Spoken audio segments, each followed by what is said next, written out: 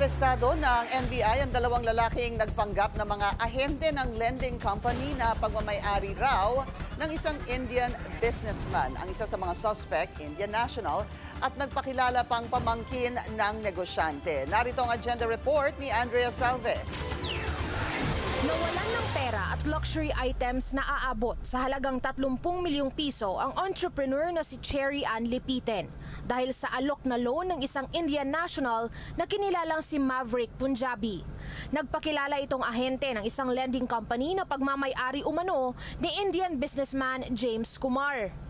Ayon kay Lipiten, maliban sa facilitation fee, hiningan pa siya ng suspect ng karagdagang pera para mapabilis ang proseso ng kanyang loan. Sasabihin niya, o ate, bigyan mo ka ng ganito para ma-approve ka agad. Malakas ako kay Uncle James po kasi yung tawag niya. Kalaunan ay nagkakilala si Kumar at Lipiten dahil sa isang kaibigan.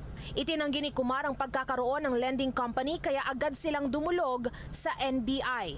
Dito na nahuli si Jasper Makaraig, ang suspect na nasa likod umano ng numerong ginagamit bilang James Kumar.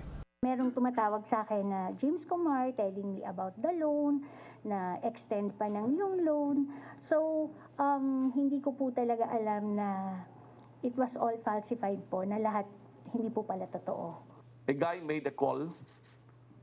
It appeared on the mobile gadget na James Kumar. When in fact, James Kumar, the real James Kumar, was already at that time with the NBI, joining the operations. Inamin daw ng Indian suspect na mayroon pa siyang ibang mga biktima. Kaya ngayon nananawagan ang negosyante sa mga ito na agad lumapit sa NBI. Medyo nakakasama lang ng loob. Mamaya, na-demanda na pala ako, hindi ko alam. Dahil sa kalokohan na ginawa po nitong taong to. Sinampahan ng patong-patong na reklamong large-scale estafa, anti-cybercrime law at computer-related identity theft ang mga suspect. Para sa agenda, Andrea Salve, Billionaire News Channel.